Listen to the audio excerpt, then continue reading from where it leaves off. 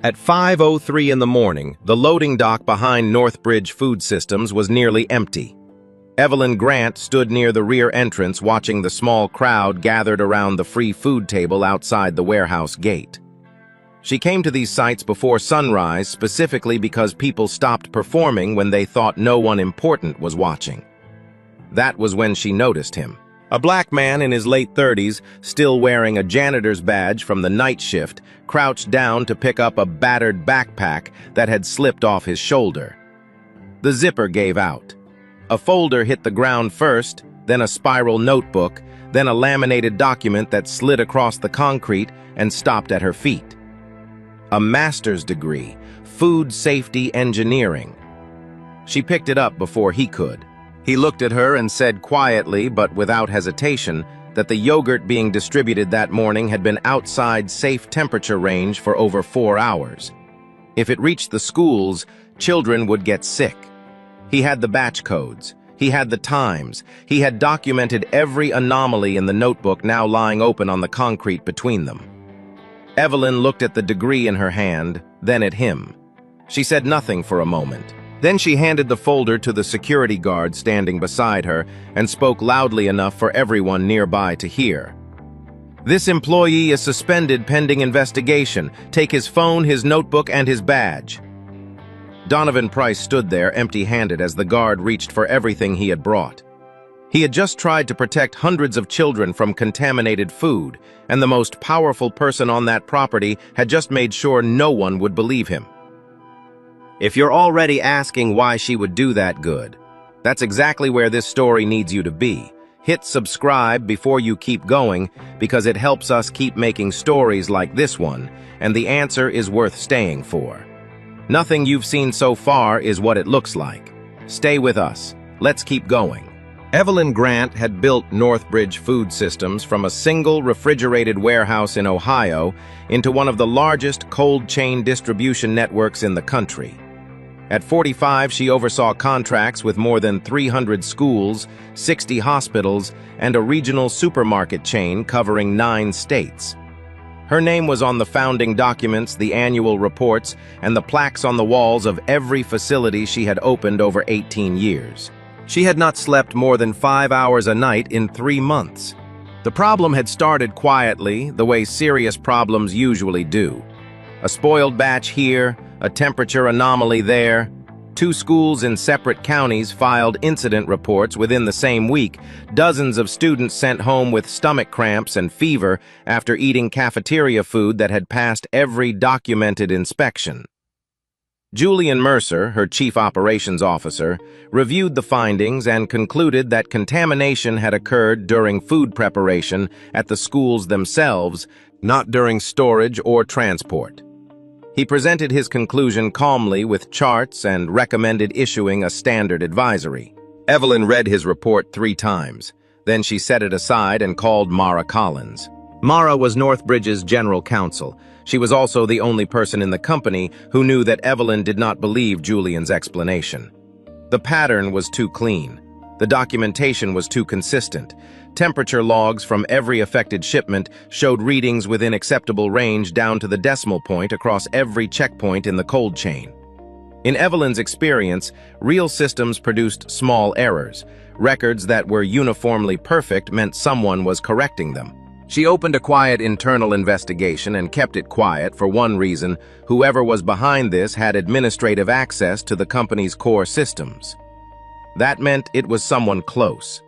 If the investigation became visible before the evidence was fully assembled, everything would be gone overnight.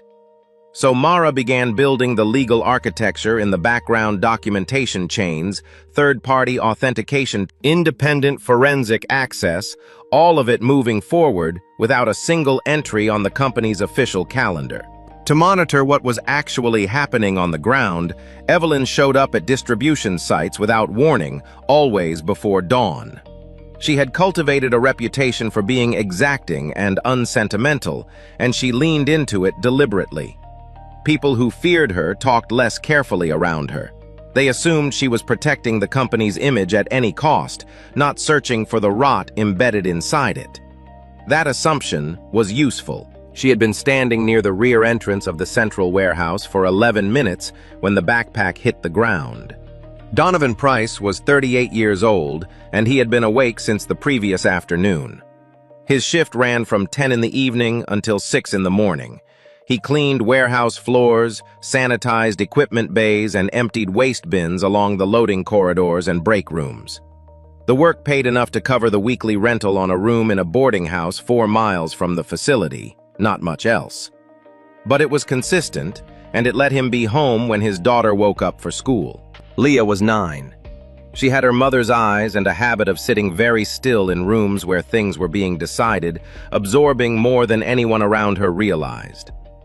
She did not know that the room they shared was the smallest one available, or that her father checked the batch code on every food item he brought home, or that the backpack he carried to work each night still had his old company ID clipped inside one of the inner pockets, a badge from a job that no longer existed, at a company that had decided an 18-month gap in employment made him too uncertain a proposition. Donovan had spent 4 years at a regional food safety firm as a cold chain compliance specialist. He held a master's degree in food safety engineering. His graduate thesis had examined sensor-based temperature monitoring in large-scale refrigerated distribution networks. None of it had been enough to overcome what his resume looked like after his wife died. He had met her in graduate school. She was diagnosed 3 years into their marriage. He left his position to manage her care full-time during the final 18 months, burning through savings and taking on medical debt that would still be there long after she was gone. When he returned to the job market, every employer he spoke to arrived at the same conclusion without saying it out loud. A man whose life had recently collapsed was not someone to build around. He was a liability dressed as an applicant. He took the cleaning position because it was offered without conditions. He kept it because Leah needed him to, but he could not stop observing. 3 weeks in, he had started keeping a notebook. The refrigeration units in Section D produced a specific sound when running below optimal load, a faint, irregular hum that shifted pitch when the compressor cycled down without cause. He heard it repeatedly during the overnight shift, always in the 40-minute window around crew change at 2 in the morning. Each time the temperature displays on the units showed normal readings. Each time the electronic logs the following morning matched those displays exactly. That was the detail that didn't hold. A refrigeration unit that loses temperature and recovers will always leave a gap in the logged record. A clean log following an unexplained compressor cycle meant someone had gone back into the system and made a correction. Donovan knew this because he had spent 4 years writing compliance reports on precisely that kind of falsification. He had also noticed during his onboarding at the staffing agency that Northbridge issued basic system credentials to all contracted facility workers for equipment check-in and maintenance logging purposes. His login existed in the company system under his name. He had used it twice, once to complete the equipment registration and once to log a maintenance note on a Section D unit. Both entries were routine, but the credentials were there. He had been tracking the Section D anomalies for 2 weeks by the time he recognized the yogurt. The free food table outside the warehouse gate operated through a partnership with a local food bank. Surplus items, close-dated stock minor packaging damage distribution overruns were set out each morning for workers and community members who arrived before 6:30. Donovan stopped there after every shift. He brought home whatever was available and did not give much thought to where it came from. That morning he recognized the batch code on the yogurt containers before he reached the table. He had photographed that same code the night before when the Section D unit cycled down during crew change. He had written it in his notebook along with the time, the display reading, and the particular sound the compressor made when it came back online. He stepped back from the table and asked the volunteer to hold the distribution. Brent Keller, the warehouse floor supervisor, was standing nearby. He looked at Donovan the way people look at someone who has made a social error they are too polite to identify directly. "You here to pick up breakfast or play food inspector?" Donovan opened his backpack to find his notebook. The zipper, which had been failing for a month, finally gave way completely. The folder with his graduate thesis landed on the concrete. The notebook skidded out behind it, and the laminated copy of his master's degree slid across the ground and stopped at the feet of a woman in a gray wool coat who had not been standing there a moment before. Evelyn picked it up and read it without changing her expression. Donovan told her what he had observed: the batch code, the time of the anomaly, the fact that the yogurt on this table had been outside safe temperature range for more than 4 hours and should not be distributed to anyone. He spoke in the measured, precise language of someone who had spent years producing compliance documentation, and he watched her face for any indication that she was registering what he was saying. She handed his degree to the security guard beside her without looking away from him. "Who authorized you to access internal batch data? Nobody. I read the code off the container and recognized it from my own notes." "You keep private records on company inventory." "I keep notes on what I observe in the building I clean every night." She turned to the crowd of workers and volunteers who had drifted toward the edge of the exchange. "This employee is suspended effective immediately for unauthorized collection of proprietary company information. Take his phone, his notebook, and his badge." Donovan did not move. "You're more concerned about the data than you are about the children who are going to eat this food this morning?" Evelyn held his gaze for one moment, then she said, "Remove him from the property," and walked back toward the building. By 9 that morning, the staffing agency had called to terminate his assignment. By noon, written confirmation arrived that he was barred from all Northbridge facilities. Julian Mercer sent a memo to the senior leadership team explaining that a temporary contract worker with documented financial difficulties had been caught gathering proprietary data and that the matter was being addressed through proper channels. Evelyn said nothing to contradict this account. Her legal department began preparing documentation to pursue charges if Donovan shared his notes externally. That evening, he called Simone Ellis. They had worked together at the compliance firm before his wife got sick. Simone now ran quality verification at an independent food safety laboratory across the city. She listened to everything he told her. "If you can get me a sealed unit from that batch with a verifiable chain of custody, I can run a full bacterial panel," she said. "But it has to be traceable. I can't submit results built on a sample I can't account for." He told her he would try. He had almost settled on a plan when the news alert came through on his phone. A student at Roosevelt Elementary had been admitted to the hospital the previous evening with symptoms consistent with foodborne illness. The school was 4 blocks from their boarding house. It was Leah's school. The batch code listed in the incident report was the same one Donovan had written in his notebook. He set the phone down. He picked up the notebook. The logs had been falsified. The food had gone out anyway, and the people affected were not paying customers or business partners or anyone whose illness would generate consequences the company couldn't manage. They were children in a public school cafeteria. They were workers stopping at a free table on the way home from a night shift. Donovan understood the structure clearly. He was not going to walk away. The county health department told Donovan that without a sealed product sample or certified data extracted directly from Northbridge's internal monitoring system, there was nothing they could formally act on. An incident report from a single school was already under review. A personal notebook kept by a former contract worker was not evidence. It was a personal record. Those were 2 different things. He thanked them and hung up. 4 days after his suspension, he returned to the free food table outside the warehouse gate.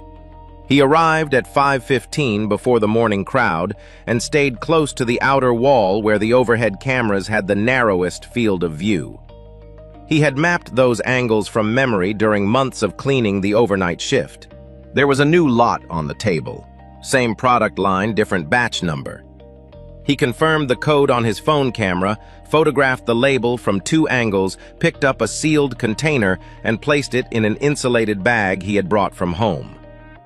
He had taken 4 steps toward the street when he heard her voice. "Put it down!" Evelyn Grant stood at the warehouse gate with 2 security guards. "This is a sealed unit from a product line I have documented records on. I'm taking it to an independent lab. You're in violation of your suspension and removing company property from a restricted site." It's a free food table. Anyone can take from it. Not you. Not anymore. She nodded to the guard on her left. Take it. Donovan held his ground long enough to make clear it was a choice. Then he set the bag down. Evelyn turned toward the workers watching from the gate. Anyone who provides records product samples or facility access to this individual will be terminated immediately. That includes verbal communication about internal operations. She walked back through the gate without looking at him again. He stood on the sidewalk with nothing in his hands. That evening, he called Simone and told her the attempt had failed. He had not been able to secure a sample with any defensible chain of custody. Simone was quiet for a moment. "Then there's nothing I can do on my end," she said. "I'm sorry, Donovan. If something changes, call me." He thanked her and put the phone down. About 20 minutes after Evelyn left the gate, a woman in a yellow safety vest found him around the corner from the entrance. She spoke quietly, without making eye contact. Her name was Talia Brooks. She supervised the day shift on the warehouse floor, and she had been tracking the same temperature irregularities Donovan had documented during his nights there. "They cut the refrigeration units for about 90 minutes every night," she said. "Always during crew change when the floor is least occupied. Then someone goes into the server and adjusts the logged readings before the morning review cycle runs." Donovan asked how long it had been happening. "At least 4 months, probably longer." He asked if she would be willing to give a formal statement. She looked at the sidewalk. "Let me think about it." Then she walked back toward the employee entrance without another word. The next morning, Talia was gone. Her co-workers were told she had been transferred to a regional branch 2 states away, effective immediately. No advance notice. A standard reassignment memo. What Donovan could not have known was what had happened the previous evening. Evelyn had called Talia directly and explained plainly that Julian's team had already begun identifying which employees had spoken to Donovan. Staying at the facility was no longer safe for her. The Portland branch would remove her from range, and Mara Collins would handle everything on the legal side. Talia agreed without much deliberation. She provided Mara with a full written account that same night, the shutdown schedule, the server correction procedure, the names of the individuals she had seen at the terminals during crew change. The statement was notarized the following morning and stored on a secure server that Julian had no access to. Donovan knew none of this. What he could see was a woman willing to talk disappearing within 24 hours of speaking to him. He stopped wondering whether Evelyn was covering for someone else. The evidence in front of him pointed in one direction only. He had 37 photographs saved to his cloud account before security had taken his phone. He had reviewed them before, but now he approached them differently, not as individual anomalies, but as a pattern spanning weeks. Every overheated batch carried a secondary 2-character identifier appended just after the standard lot number. At first, he had read it as a formatting variation. Now, he cross-referenced it against the public charitable contribution filings Northbridge submitted to the county each year for its tax credit claims. The secondary marker designated where rejected inventory was routed when it could not be sold. The good product went to paying customers, restaurants, hospitals, regional grocery chains. The batches that had exceeded safe temperature thresholds and should have been destroyed were being relabeled and redirected through charitable distribution channels, homeless shelters, soup kitchens, school breakfast programs in low-income districts. The free food table outside the warehouse gate. Julian Mercer was using the company's charitable giving program to dispose of waste inventory without paying for proper destruction. Northbridge kept the tax credit. The people receiving the food had no way to trace it back, no documentation to support a claim, and no realistic path to legal recourse. The food Donovan had been carrying home to Leah every morning for 6 weeks was not surplus generosity. It was material the company needed to eliminate without cost. He had been feeding his daughter the food Northbridge couldn't sell. He found out where Evelyn would be that Thursday from a calendar announcement on the Northbridge public website, a charity dinner at a downtown hotel. He arrived early and approached her when she stepped away from the reception line. Earlier that week, he had met with a former coworker named Marcus outside a diner near the facility, a man who had worked the loading dock at Northbridge 2 years prior and still had contacts inside. During that conversation, Donovan had said directly that Northbridge owed those communities an accounting for what had been done to them. He had not known that someone at a nearby table had filmed the exchange on their phone, or that Julian's team was already canvassing the neighborhood around the facility for anything usable. At the charity dinner, Donovan told Evelyn exactly what he had found. The secondary distribution markers, the tax filing records, the routing of rejected batches into community programs. He gave her batch numbers and dates, standing close enough that she could hear him clearly over the room. The journalist from the local business desk was standing 8 feet away. Evelyn's response was immediate and composed. Northbridge will be pursuing legal action for the dissemination of false and defamatory information about our operations. I would strongly recommend speaking with an attorney before repeating any of this. Her security detail had him out through the lobby before the journalist could reach him. 4 days later, a video appeared on 2 local news aggregator sites. Julian's team had obtained the diner footage and edited it to 30 seconds. What remained showed Donovan holding a paper bag outside the restaurant, his voice partially obscured by ambient noise, saying, "They owe me, and I'm going to make sure they pay what they owe." The original sentence, spoken to a former co-worker about corporate accountability to the families of affected students, had been clipped until the surrounding context was gone entirely. Julian had sent a representative to Donovan 3 days earlier with an offer $150,000 in exchange for a signed statement confirming that his recorded data had been fabricated. Donovan declined without discussion. The video appeared the morning after his refusal. Evelyn held a press conference that afternoon. Northbridge employs more than 2,000 people across 11 facilities. We will not allow a single individual to use personal hardship as leverage against a company and the employees who depend on it. We address every safety concern through appropriate regulatory channels, not through the media and not in response to financial pressure. She did not name him. She didn't need to. By evening, 3 regional outlets had run variations of the same headline. Former warehouse contractor accused of pressuring food company following termination. The boarding house owner called the next morning. He was sorry, he said. He just couldn't afford the association. Leah heard about it at school before Donovan could find the right words. A classmate had seen the news segment on her mother's phone. By lunch, 2 other children had repeated a version of it. That evening, she sat across from him at the small table in their room and asked the question with the directness that only a 9-year-old would use, not accusatory, just trying to make something fit that didn't fit. If you were telling the truth, why is she saying you're the bad one? He did not have an answer she could hold on to. He didn't have one that fully held for him either. He sat with the possibility for a while that he had misread something, that Evelyn had access to information he had never seen, that his certainty was built on instincts that had gone untested for nearly 2 years. He stayed with that possibility for about half an hour.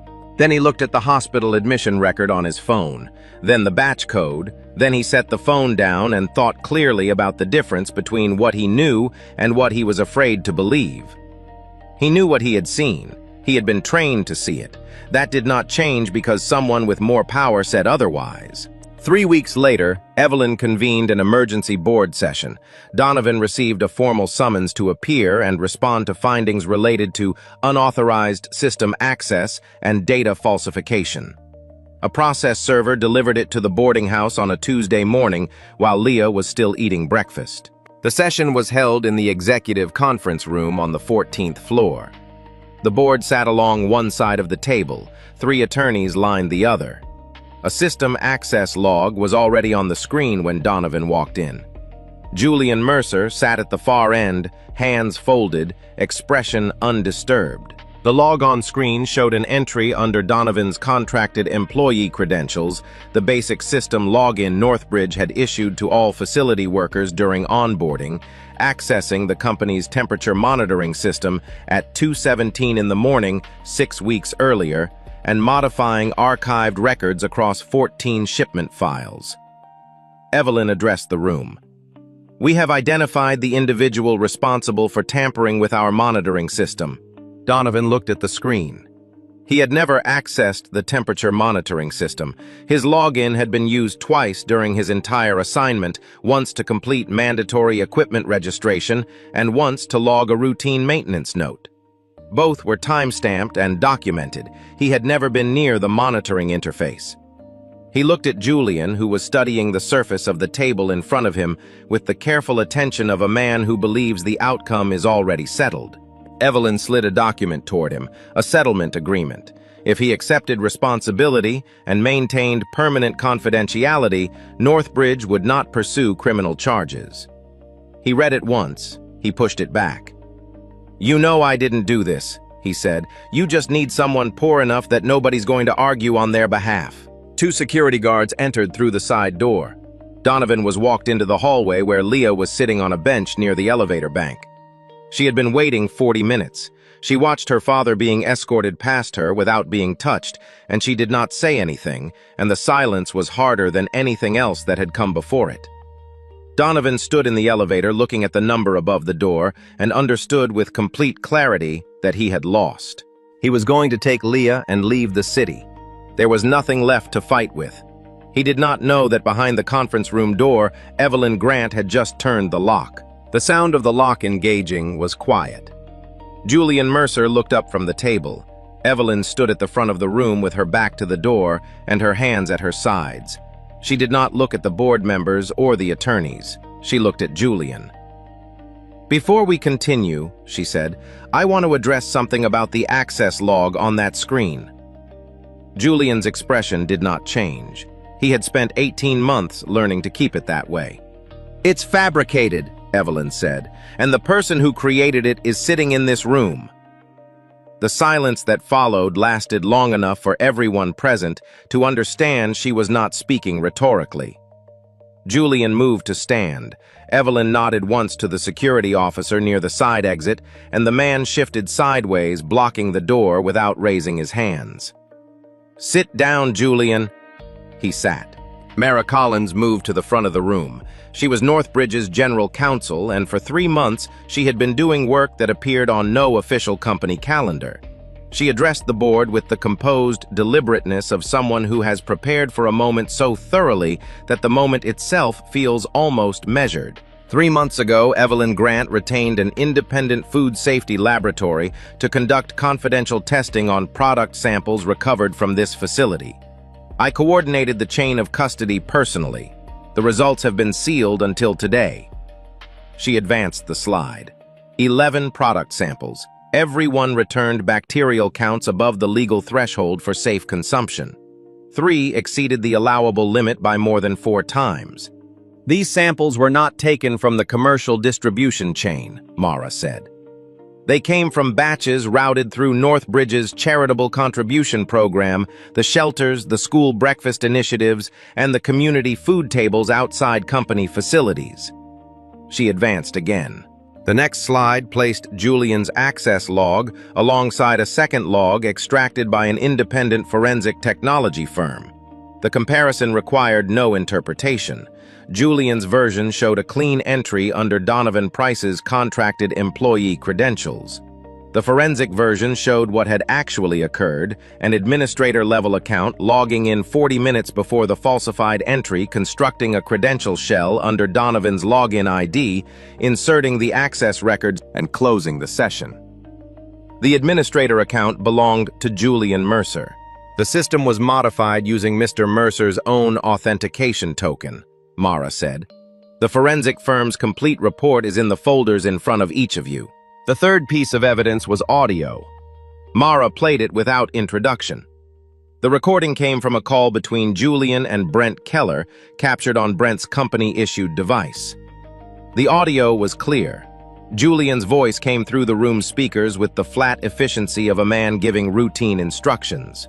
Move the rest of the off-spec inventory into the community channels. Shelters, the free tables, the school breakfast programs in the low-income districts. People who get their food for free don't have lawyers to call when they get sick. Just make sure the charitable filing is current so we keep the tax credit. Brent's response was a single word. The room was completely still. Evelyn let the silence hold for a moment before she continued.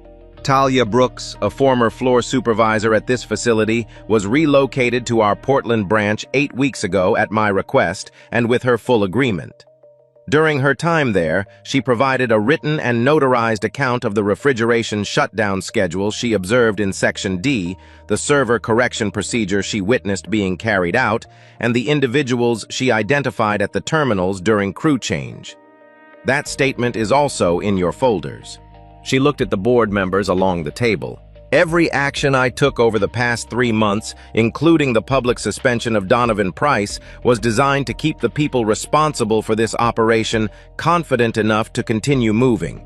If I had shown any indication that I believed him, the evidence would have been destroyed within 48 hours. The falsified access log Julian introduced today was the last piece we needed.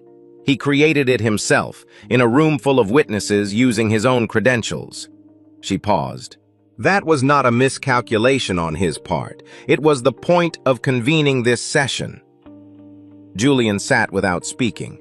Whatever calculation had been running behind his eyes had shifted from management to assessment of what could still be contained. Evelyn nodded to the security officer near the exit. 2 investigators from the county district attorney's office entered through the main door. Brent Keller was brought through the side entrance shortly after, visibly shaken. 3 additional members of Julian's operations team were escorted from their offices on the floors below. The vehicles that had left the facility that morning, bound for 12 school delivery sites, had been intercepted before reaching their destinations. The product was being held pending health department inspection. Julian stood when the officers reached him. He did not resist. He looked at Evelyn once, not with anger, but with the particular exhaustion of a man who had overestimated how much runway he had left. Evelyn stepped into the hallway. She sent a security officer to the lobby and then stood near the elevator with her coat still on, and the specific feeling of someone who has completed what they set out to do and is only now beginning to measure what it cost. When Donovan came back through the elevator doors, Leah was beside him, her hand in his. He looked at Evelyn with an expression that was not relief and not gratitude. It was the face of someone who has been through something and is still deciding how to hold it. Evelyn held the conference room door open and addressed the board. The man we publicly identified as a data thief was the first person in this company to identify what was actually happening in our cold chain. He did it using his own training, his own time, and a notebook he kept on his own initiative. He reported it at 5 in the morning in front of witnesses, and we responded by suspending him, discrediting him publicly, and then placing his name on a falsified access log created by the actual perpetrator. She turned to face Donovan directly. Every finding in his notes was accurate. Every concern he raised was valid. The record will reflect that formally and completely. Donovan did not say thank you. He stood near the back of the room with Leah beside him, and when he spoke, his voice was even and unhurried. You let her sit on a bench outside an elevator for 40 minutes while you used my name on a screen to make a guilty man comfortable enough to stop moving. You let her watch me get walked out by security because it fit your schedule. Evelyn did not look away. You're right, she said. I'm not asking if I'm right. I'm telling you what it cost. He did not raise his voice, and that made it land harder than anger would have. You caught him. The plan worked. And the whole time it was working, my daughter was going to school and hearing from other kids that her father was a criminal. No one in the room said anything. There is no version of what I did that doesn't include that, Evelyn said. I'm not going to tell you the outcome makes it acceptable. She offered no defense. She did not ask for understanding. She stated it plainly and left it where it fell. What she did next was not about forgiveness. That afternoon, she held a public statement in which she said clearly on record that Donovan Price had been wrongly accused, wrongly suspended, and wrongly used as a strategic element in an internal investigation she had personally authorized. She did not characterize her methods as justified.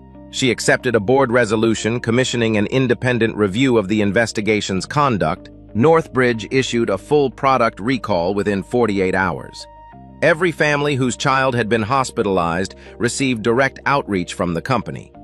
The charitable distribution program was suspended pending a complete operational restructuring.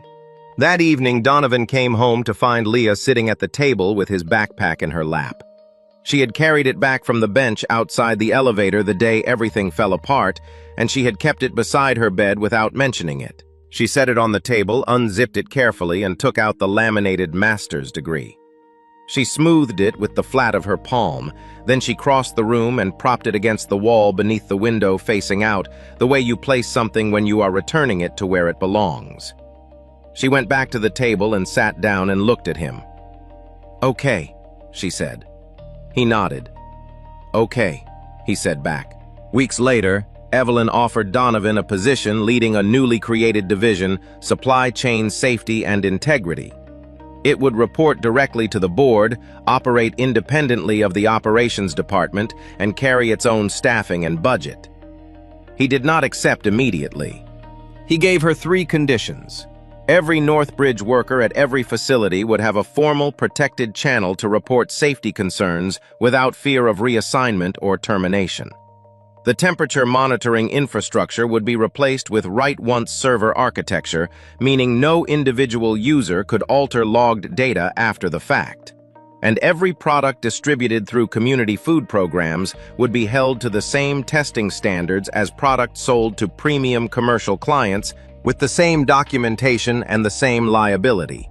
"I also want the hiring process based on the actual qualifications," he said, "not on the fact that my story makes for a good press release." Evelyn agreed to all of it. The independent qualification review took 6 weeks. His graduate thesis was read in full. His compliance record from his previous firm was assessed by an external panel. 3 former colleagues provided written evaluations. The recommendation was unambiguous. He signed the offer letter on a Tuesday morning and drove to Leah's school to tell her in person before she heard it anywhere else. A year later, the monitoring system Donovan had designed was running across all 11 Northbridge facilities. Every temperature entry was logged to a server readable by facility staff, school administrators, and community partners, and editable by no one. The falsification Julian had maintained for 18 months was architecturally impossible under the new system. The community food table outside the central warehouse still ran every morning before 6:30. The product on it was now subject to the same standards as everything else leaving the building. Donovan was there most mornings before the table opened, moving along the rows in his department jacket, checking temperature readouts before distribution began. The master's degree hung in his office on the 3rd floor.